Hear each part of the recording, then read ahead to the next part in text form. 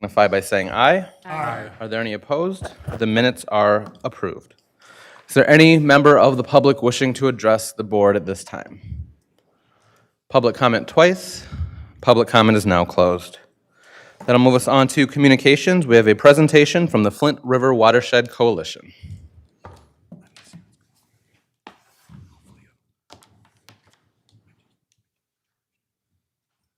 Good morning. I'm Patrick Scanlon. I'm the Executive Director for the Flint River Watershed Coalition. I have a printout of the watershed for you here I'd like to pass around.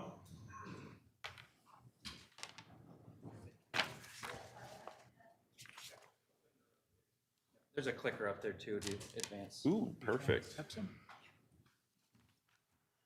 Okay. All right, so I wanted, first of all, thank you for having me here today. I am relatively new as the executive director. I was hired back in February. I've been involved with the coalition for a number of years, ever since 2008. I had kind of started out as one of their bug guys. I'll get into why that's important here in a little bit. But the Flint River Watershed Coalition is important because the river can't speak for itself. So we are the voice of the river. It's this amazing natural resource that we have. It's been the central part of so much, the fur trading, logging industry, the automotive, so many different parts of what has made this area so great. The river has served as a central point in it. And of course, a lot of great areas, they showcase their waterfronts. You look at all these different magazines and commercials of these different areas, and they have these great sweeps of these nice natural waterways. And I think that historically, a lot of our society has turned its back on the river, and now that's starting to change. A lot of big things are happening in and around the river, and the Watershed Coalition, we try and, of course, protect, promote, and improve everything that's going on within our watershed. So a little bit of background on the watershed. The watershed is, of course, it's a giant funnel in a sense. It's a giant area. It's over 1,300 square miles, and it drains all of the precipitation or water flow in that area on into the Flint River and then eventually out into the Saginaw Bay. And this is incredibly important because, everything down the line, our drinking water still comes from Lake Huron, so this is, of course, incredibly important. And it's beautiful. The Flint River gained National Water Trail status in 2020, State Water Trail status in 2018. It was one of the first 8 in Michigan. And this long span stretches over 72 miles. It has 25 access points currently. We're trying to increase that and some of the further stretches downstream. And it covers the water trail covers 2 counties, but overall the watershed touches in a couple more. So there's a lot of different aspects of the Flint River. There's, of course, the history. We know a lot of this. As I said, it's been a huge part of a lot of key parts of our area's history. It's great for recreation. I know years ago when I first got involved, I live out in Flushing, I didn't see a lot of kayakers or people enjoying the river. And even when I first got into it, people looked at me like, are you crazy? And now I don't think there's a weekend that goes by in the summer where you can't see somebody out there kayaking and enjoying the river. So I'm really happy to see that that's improving. I've taken many people out over the years, and by the time we're done, I always hear this: I can't believe how beautiful that was. I feel like I'm up north, and yet it's right here in our own backyards. Pollution is, of course, a big problem. A lot of parts of our state, our country have issues with that, but we are making the steps to kind of try and get back towards balancing things out. If you give nature a chance, it will balance out, which takes us into science. There's a lot of different people doing research on the river, making sure that we're doing what we can to give nature that chance to kind of bounce back. Of course, infrastructure. It wasn't too long ago announced the removal of the rest of the Hamilton Dam. That's something the Watershed Coalition has advocated for a long time. It's important. That'll open up a large stretch of area where a lot of native fish and invertebrates can kind of migrate back into these original parts of the river. Of course, culturally, there's a lot of people that still use the river in many different capacities. It's a central part of a lot of our lives in many different ways. Invasive species. Prior to this, I was the invasive species coordinator. I worked at the Conservation District, so I would be remiss if I didn't touch on this. But that's, again, something that shows that there are components of the state that are actively trying to do what they can to protect our amazing natural resource from things like invasive species as well. And the wildlife is just great. You can see bald eagle on the river. How many places around this area can you go and actively see bald eagles nesting? It's quite the sight to see. And of course, business. As I said, central part of so many different businesses have relied upon the river throughout history. So it has been a key component in everything. But of course, us, we are all bound to this river. None of us are either none of us are outside of being impacted by this or us impacting the river itself. So we all kind of have an obligation to do what we can for the river in a way. So as I said, when I started out as a bug guy, this is what I was talking about. This is part of our water quality monitoring. So this is where we go out, we catch bugs in different parts of the watershed. They kind of act as the canary in a coal mine of sorts. Depending on how much of what you have, you can develop sort of a quality score for an area. And this is really great because some insects are pollution intolerant. So if you find them in certain areas, it's a pretty good indicator that that area is doing pretty well. There's over 35 sites throughout the watershed that we monitor. We share this data with Eagle. This is also helps to satisfy some data requirements, which I'll get into in a little bit. On top of our water quality monitoring outside of the river, because traditionally we've done it in a lot of creeks, streams throughout the watershed, but this year we have engaged in the vernal pool patrol. So the vernal pools are a temporary pond of sorts, and a lot of people kind of overlook them, but they've kind of been referred to as the coral reefs of the forest. There are a lot of creatures that sort of home here and only here. You won't find them in ponds, you won't find them in rivers. They are only in these vernal pools. And so these areas are quite sensitive. And so it was overwhelmingly successful. We had people show up even though we were at capacity, and they said, well, I just didn't want to not come. So I think that says something when people are showing up, even though we said, hey, we have enough people. And we find some incredibly cool things out there too. So it's a lot of fun, and we're happy to share it with the community. Youth education is a huge part of what we do. We have the Flint River Green program. We're trying to engage 100% of students in their K through 12 history. Right now we're hitting about 25%, which is pretty good. But again, we want to reach that 100%. We want every child in the watershed to be exposed to this, this programming that we have, to try and help teach our youth, hey, this thing is actually pretty cool. And it helps them to engage the river. We don't just sit back and lecture them. They are engaged with it. They're doing a lot of this testing. They get to sit there and figure out what the actual data numbers are. And they can look at it, and then we ask them, hey, what do you think about the river? Do you think it's that bad? And overwhelmingly, a lot of them say, it's not as bad as I thought it was. And then that's great, because that starts the conversation of, what can we do now? What can you do? And these kids have some pretty great ideas too. So it's absolutely amazing. Our youth program, there's the Green Bridges, which focuses on kind of bolstering the educator side of things to help these kids. Green After School, storm drain stenciling. Of course, storm drains are pretty important. We, I think often sometimes forget that things that go into the storm drains ultimately go out to the river. And so going out and, spray painting at some of these storm drains is pretty handy. And, kids always get a kick out of, legal graffiti in a way. So our youth education has grown tremendously over the past years. Our partners, the Michigan State University Extension, MSU Extension, they have done a great job of helping us out with this.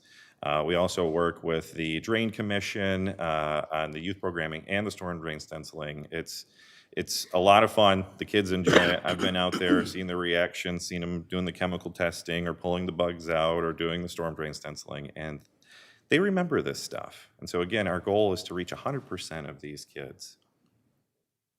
Kayaking. I think this is everybody's favorite for the most part. We have a lot of different programs with our kayaking. There's Kayak Flint, you know, the big cow box behind Tenacity Brewery. Come on out and see us. I invite you guys all to join us on a paddle at some point. We'd love to have you out there on the river. Uh, we just opened this past weekend, and we've already been pretty busy so far. So we will be open through the summer. We love taking people down the river. There's iKayak, where we partnered with the Disability Network. You know, got folks that probably traditionally wouldn't think about getting on the river, getting them out there, getting them kayaking. You know, they loved it. Private paddles, of course, we can always be booked for private paddles if you have a group of people and you want to go out and enjoy the river. There's guided paddles. We have our mindfulness paddles, which is sort of a meditative kind of, you know, let everything go and relax and just let the river kind of help you. I tell people the river is free therapy. You know, it's absolutely beautiful out there. And then, of course, the invasive species paddles, where we have partnered with the Conservation District, which I was doing these last year. And there isn't anything better than being paid to go out and kayak and just tell people about nature. It is a lot of fun. We have a handful of chapters. There's the Flint River Corridor Alliance, hugely active in this area. Friends of the Flint River Trail, our cycling group, they ride every Sunday. If you guys ever want to join them, I know they would love to have you. The Fly River Anglers, our newest chapter, you know, they had a showing at the Capitol Theater a couple months ago where they brought in a lot of kids and showed them the fly fishing film tour. Great group of people that do a lot to engage youth in the community as well. And then, of course, our Lapeer chapter as well, who kind of hold down the fort out in Lapeer County. Our organization would not be what it is without our partnerships. And of course, partnerships is what kind of makes everything go around. It brings people together, connects resources, ideas. Genesee County Drain Commission is a huge one. They help us with our monitoring, our youth programs, our storm drain stenciling. And this also helps with satisfying federal requirements for Phase 2 NPDES requirements. So it's a great relationship with them. Genesee County Parks, you know, our paddles, our trails, our events, they're there to help us out with so much. Just our past stewardship day, Genesee County Parks was a huge help with us.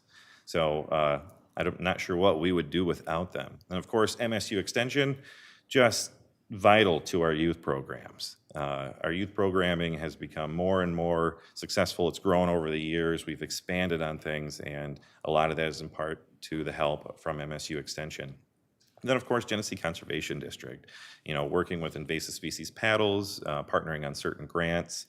Overall, partnerships are, I think, what help make all of our organizations as a whole work well and move forward.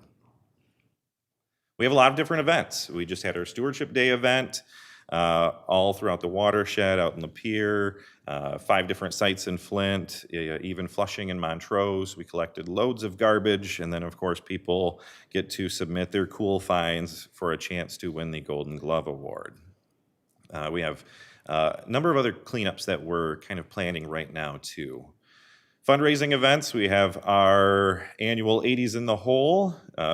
Traditionally in the past, it's been held at Kettering. This year it will be at our new Confluence property at the old Serval building on Kersley Street. So I hope to see you guys all there. We have a great band lined up. We just had our annual celebration, kind of a yearly recap of what's going on with the organization and what we're looking forward to in the oncoming year. And then, of course, the big flotilla, where loads of people gather to float down the river together, and a handful of them dress up in some kooky costumes or make some interesting watercraft. And it's a lot of fun, and it helps promote the river. So really, the Watershed Coalition, we're in the business of change in a way. You know, we are looking to change the quality, even though it's already doing pretty well on its own. If you look at our data from our water monitoring, the scores are, as a whole, increasing. So this shows that the river, again, as I said, if you give nature a chance, it'll bounce back. We're changing opportunities. We're trying to get more people out onto the river, people who maybe wouldn't or didn't have access to the river. We want to get them out there. We want them to fall in love with the river the same way that we have. We're trying to change perceptions. We're trying to change people's minds, people's attitudes, the way they feel about the river. As I said years ago when I first started out, people looked at me like I was a little crazy getting on the river. And now people look at it and they go, yeah, you're going on the river too? I'm going out tomorrow. So it's great. And of course, we're trying to change everybody's relationship with the river. You know, we want people to, instead of turning their back on it, to look forward to it. And so really, I think that we're doing a great job, and we just want to keep doing that. Keep promoting, protecting, and improving the watershed so that it can be safe, active, and vibrant for everybody in the watershed. Any questions?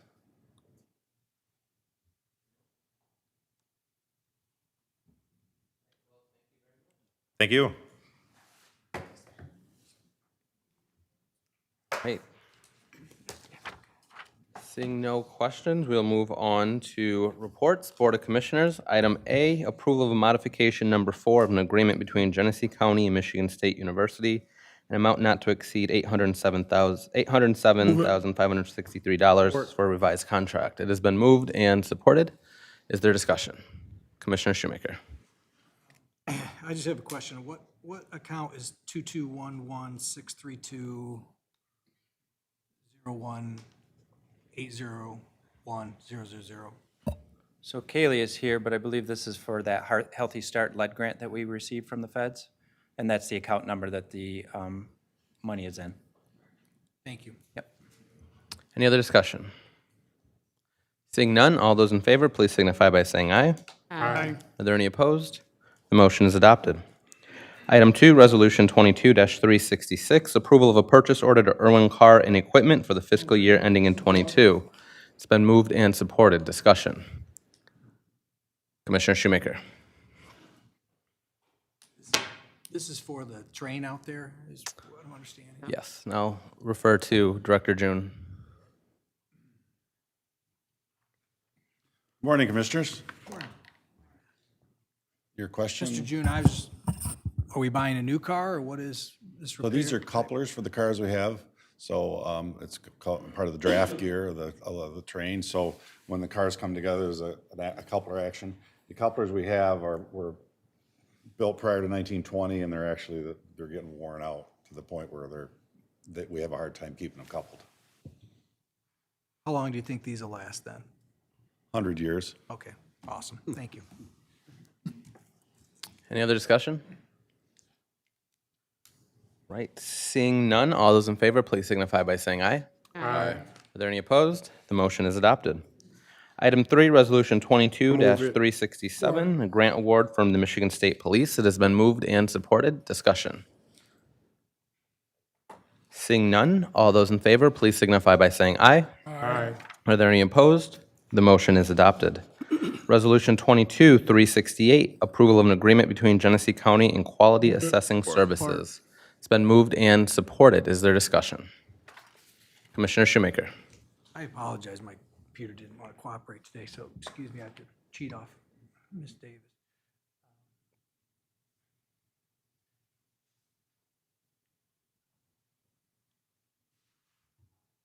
Can somebody explain this a little more to me, what we're actually getting for the $25,900? So we have our equalization director here. I know she's got some employees that are out on long-term leave, and this is to help fill that gap.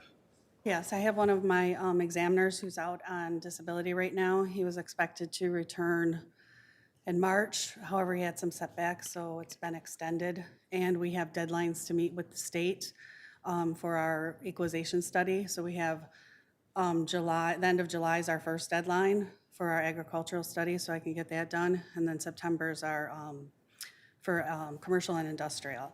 So they'll be going out and providing all of the appraisal studies. They're going to go out to the commercial, industrial, and agricultural improved properties like our examiners would. He's actually going to be valuing the properties as well. He'll be giving the information to me to look over to make sure that everything's, up to our standards.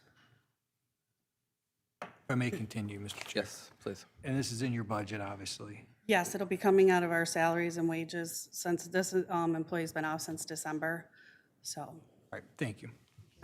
Any further discussion?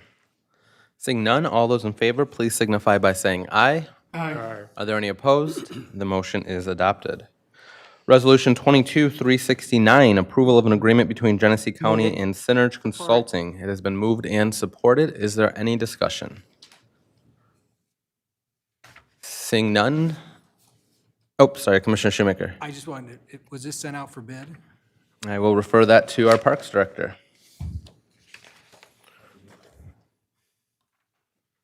I'm sorry, what was the question? Sent out for bid? Yes, it was. All right, thank you. Any further discussion? Seeing none, all those in favor, please signify by saying aye. Aye. Are there any opposed? The motion carries. That moves us on to item number 6, Resolution 22-370. Could we actually move 6 and 7, because they're both for New Holland, if you don't mind? There's a motion to move items 6 and 7. Both are purchase orders to Flint, New Holland. It has been moved and supported. Is there discussion? Seeing none, all those in favor, please signify by saying aye. Aye. Are there any opposed? The motions are adopted. Resolution 22-372, approval of a request to Genesee County's Office of the Prosecutor to apply for a grant.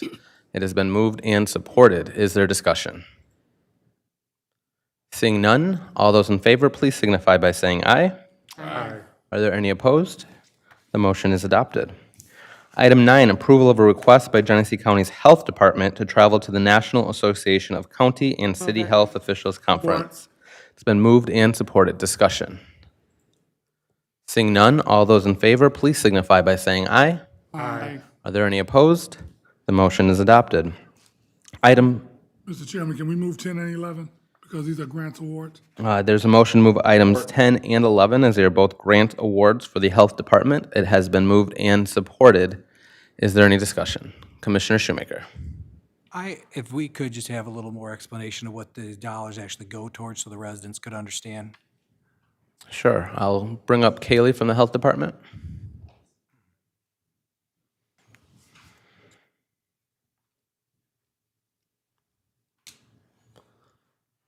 Hi, this money is used to support the program that sends youth into grocery stores, into liquor stores, into gas stations to try and purchase tobacco to make sure that underage individuals are not able to purchase tobacco.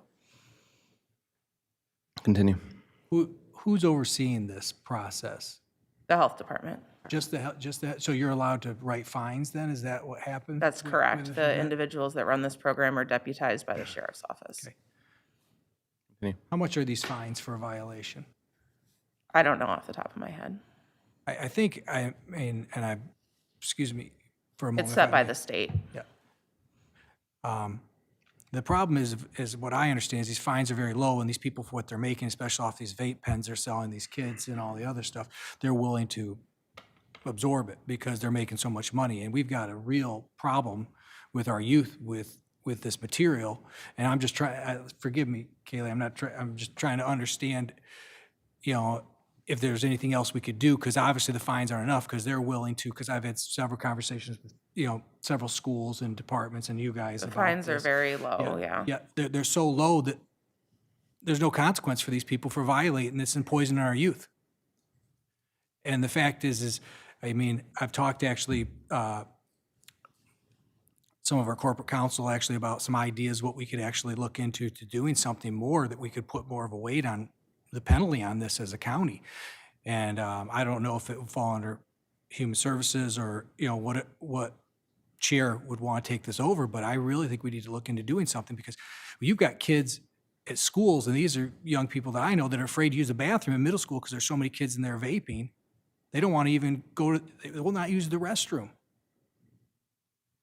You know, not to embarrass my oldest, but I mean, he's an 18-year-old kid. I mean, pretty popular kid in his school, okay? He won't go up to certain levels, and there's nothing being done, because the schools, when they take them, evidently, they're worried that they're the property of the parents, so they can't just confiscate them totally and throw them away. There's so many other problems. So I would hope somebody would grab onto this and help the health department with this.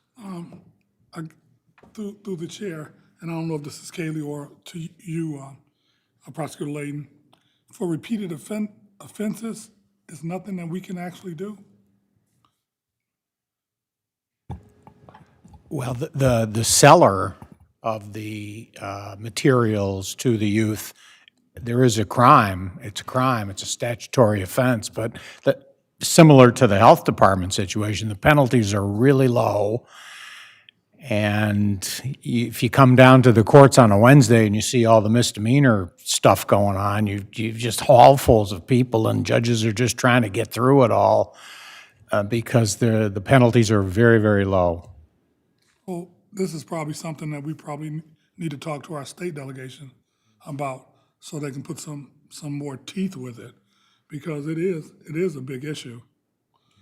And you know, I go into some of these stores and I see they got all different kinds of flavors to entice the kids to buy them, man.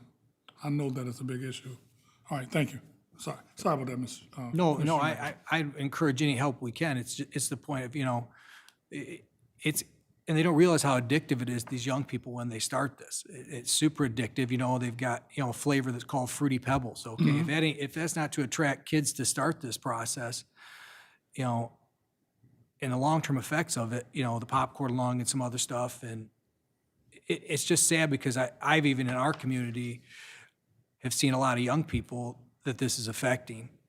And they're from families you wouldn't expect this from, It's the point that it's so, they make and if you haven't followed up with it, like these vape pens, they make them in all different shapes and sizes to hide them for what they are. And these kids will be in the back of their classroom sneaking them and doing all this stuff. And our schools don't have enough resources to actually take care of this. And like I said, I hope if there's anything, Kaylee, I can do or we can do, and if it's writing letters to our state representatives or whatever, if we could maybe pass a resolution as a board asking them to increase the penalties for these businesses, Yeah, I think that would be agreeable, I think. Yeah, absolutely. so. Are you making that in the form of a motion? I would make it a formal motion. I'll support it.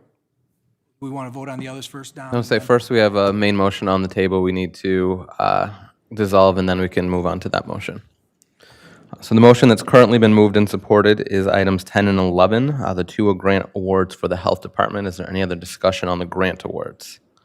Seeing none, all those in favor, please signify by saying aye. Aye. Are there any opposed? The motion is adopted. Commissioner Shoemaker?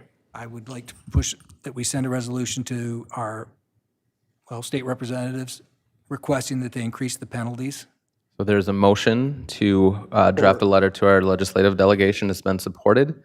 At this time, we'll open discussion and then take a vote on adding this to the agenda. Is there any discussion on adding this to the agenda? I would hope that we have the health department, Kaylee and Dr. Hackard, actually kind of help us draw up the information related to that before we send it to Corporation Council for approval, to make sure that we are on target. Certainly. The fine is $50. By the way, I just got a text from That's what someone, I'm so saying. it's very low. And we'd be happy to help draft the letter, Commissioner Holden. Through the chair, if I could add also the consequences from my former spot is expulsions from schools. So that's still a penalty, not as a fine, but there's still a consequence, especially on school grounds. For the student. So we can work with the school districts for that correlation. Any other discussion on adding this item to the agenda? We do need 2/3, so we'll take a roll call vote. Golden, Yes. Winfrey, Yes. Ellenberg, Yes. Clement, Yes. Avery, Yes. Shoemaker, Yes. Davis, Yes. Peppin, Yes.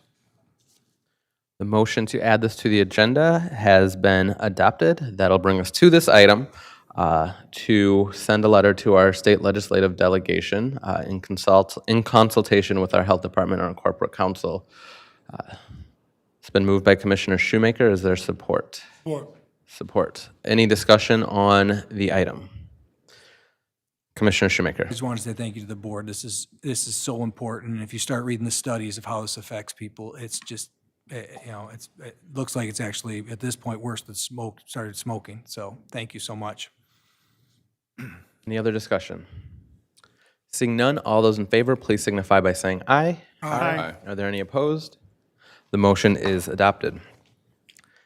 That'll take us to Resolution 22-376, approval of a contract agreement between Genesee County and One Love Two Homes. It has been moved and supported. Discussion, Commissioner Shoemaker. Just a question on this. organization, One Love, Two Homes. Have we worked with this group before? I will refer that back to the health department. Haley, you might as well stay up here. I don't think they got, I don't think they have anything else. I think this is the last one for the health department. We have worked with this group before. They provide a lot of trainings for our Healthy Start program, our Healthy Start lead program, and then also our Safe Sleep program. Could you just explain to the residents what this is when they see $20,000 going out for something that's called One Love? Sure, it should only be 2,500, not 20,000. You're right, I'm sorry. But this is for training for parents through the Safe Sleep program to make sure that they're practicing safe sleep practices. Unfortunately, we still see way too many deaths due to unsafe sleep conditions in our county, in our state, and in our country. So this provides training to staff as well as parents with young children to try and educate them on safe sleep practices, whether you're in your own home or if you're in a hotel and you don't have a bassinet, something like that, making sure that kids are always in safe sleep conditions. Commissioner Shoemaker. If a grandparent or a parent is concerned, or, someone that this is actually happening, who would they contact at this point? Do they contact the health department? Is it something on our web page? Is it easy to get to so they would know who to, Yeah, we do have a safe sleep section on our website.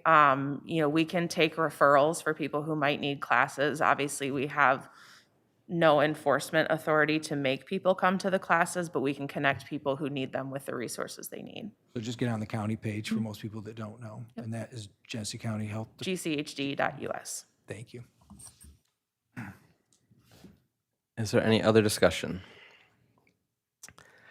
Seeing none, and for clarification, that is $2,500. Seeing no other discussion, all those in favor, please signify by saying aye. Aye. Are there any opposed? The motion is adopted. Item 13, Resolution 22-378, approval of a proposed amendment to the 2021-22 appropriations resolution. It's been moved and supported. Discussion. Seeing none, all those in favor, please signify by saying aye. Aye. Are there any opposed? The motion is adopted. Item 14, Resolution 22-379, approval of a grant award from the City of Flint. It has been moved and supported. Discussion. Seeing none, all those in favor, please signify by saying aye. Aye. Are there any opposed? The motion is adopted. Item 15, approval of an amendment to... Chairman, could we move 15, 16, and 17? Support. There's a motion to move items 15, 16, and 17. All three are motor pool items that has been supported. This time we'll open the floor for discussion. Commissioner Shoemaker. Thank you, Mr. Chair. One, I've stated this since we've hired an administrator over there in this building. We have no way of measuring whether we're successful with this, and we've spent $100,000 basically hiring someone over there.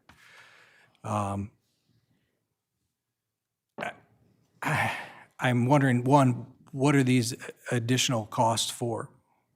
Is it because the vehicles are, we're nursing them, we're going through them fast, we're damaging them quicker than before? Because if I remember correctly, we increased the budget last year for parts and supplies slightly. Yeah, so I think it's a couple of things. Number one, just cost increases in general, which is not unique to motor pool. We're seeing that across several different sectors. And number two is the age of our fleet. We're still waiting for, 30 or 40 vehicles to come in from GM. And our fleet is aging and it's requiring more repairs. Continue. So does this fit in the budget then for the year? It does. So we allowed for the additional expenses of $20-some thousand. So we charge out for mileage, and we collect that back. Some of these things are for outside repairs. So, for example, we do repairs to G-Card's vehicle, and we bill specifically for those parts. We don't charge mileage on those. And then we've also got that contract with GHS, where we're working on their vehicles, where we bill direct for that. And I understand that portion. I appreciate bringing that to light of the residents of what we, part of what we do over there. But the increased cost of these supplies, I guess what I'm trying to say is how do we know we're getting the best price when you're only dealing with 3 actual companies to get your parts from? And I understand you need a General Motors provider of OEM parts, but, how do you know you're getting the actual best price on these vehicles? How does he know? Yeah, so we actually deal with 4 or 5 different providers on those parts, and we call around when there's an issue, and we get the part that's at the best price. Well, I'm only seeing the 3 on here, that's why I'm questioning. Right, you're where's seeing the- 3 that are requiring increase to their purchase order because we've reached that limit, but we actually deal with, like I said, 5 probably dealers.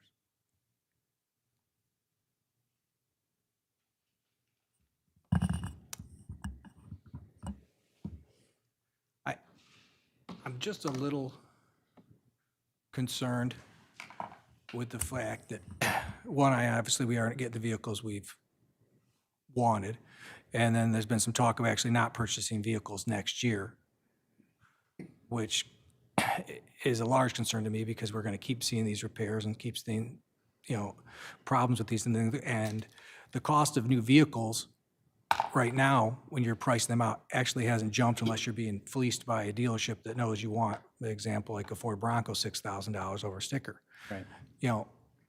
Where the parts are increasing, I would encourage everyone on this board to look at the fact that we probably should be buying these vehicles next year while they're still at a lower cost and lock in that price before the rest of these manufacturers actually increase their price if this is the reason why. Because these parts increases are only going to affect these vehicles made later on, and eventually these manufacturers are going to have to jump these prices. So if we could lock it in, considering we're probably not going to get them for another year after that anyways, it would be wise.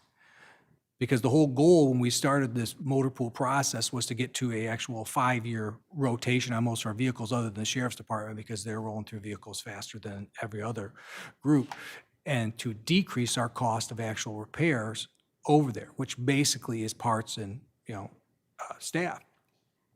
So I hope that's not the plan that everybody on this board wants to continue with. I would prefer to actually see vehicles purchased next year because we probably won't get them until the following year, even after that, because to avoid some of these costs, because that was the end goal. So seeing these increases, it's very disturbing for me. I'm a little concerned with some of the prices we're getting on some things. And I'm going to talk to the chair of the Public Works, Commissioner Ellenberg, afterwards with some of the costs I've seen. So for right now, I'm a no. I've seen an actual few numbers on some of the parts we bought, and they're a little out of line for what I would think we should be spending.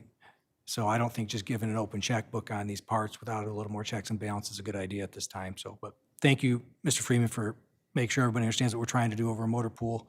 And like I said, I'd encourage this board, and I hope Public Works chair is with me on this, that we are actually going to move forward, actually purchasing vehicles while they're at the lower cost, because they are only going to go up with the rate of inflation. So, thank you. Is there any further discussion? Mr. Chair, I can bring a list of vehicles for purchase, not at our next Public Works, but at the following one. Perfect, We'll thank have you. a list for you. Thank you. All those in favor, please signify by saying aye. Aye. Are there any opposed? Okay. Items 15, 16, and 17 are approved. Item 18, Resolution 22-383, approval of the proposed 2022 millage rates and to set the truth in taxation hearing. The Board of Commissioners will be taking action to approve the proposed millage rates for 2022 and will set our truth in taxation public hearing date for Wednesday, June 15th at 9 a.m. The proposed millage rates are as follows: 5.3921 mils for general operating purposes, 0.4743 mil for emergency medical services, 0.7341 mil for parks and recreation, 0.6852 mil for senior citizen services, 0.9790 mil for the uninsured health service delivery system, 0.1957 mil for animal control, 0.9417 mil for arts, education, and cultural enrichment, 0.9338 mil for community mental health, 10.3359 total 2022 millage to be levied. There's been a motion and support to approve and to set the truth in taxation hearing for June 15th. Is there any discussion? Seeing none, all those in favor, please signify by saying aye. Aye. Are there any opposed? The motion is adopted.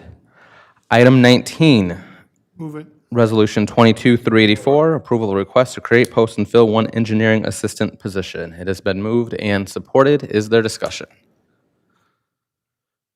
Seeing none, all those in favor, please signify by saying aye. Aye. Aye.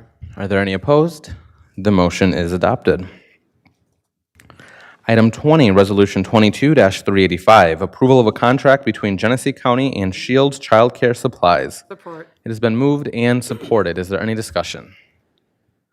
Seeing none, all those in favor, please signify by saying aye. Aye. Are there any opposed? The motion is adopted. Item 21, Resolution 22-386, approval of a purchase agreement for G-Card Administration Building. Chairman, I move to postpone this for 2 weeks. All right, there's a motion to postpone, and it has been supported. Any discussion on postponement? Seeing none, all those in favor of postponement, please signify by saying aye. Aye. Are there any opposed? The motion is adopted. Is there any report from the Community and Economic Development Committee? Not at this time. Is there any report from the Finance Committee? None. Is there any report from the Governmental Operations Committee? Is there any report from the Human Services Committee? Charles, you got a report? Any report from No, Human I'm sorry, Services? no report.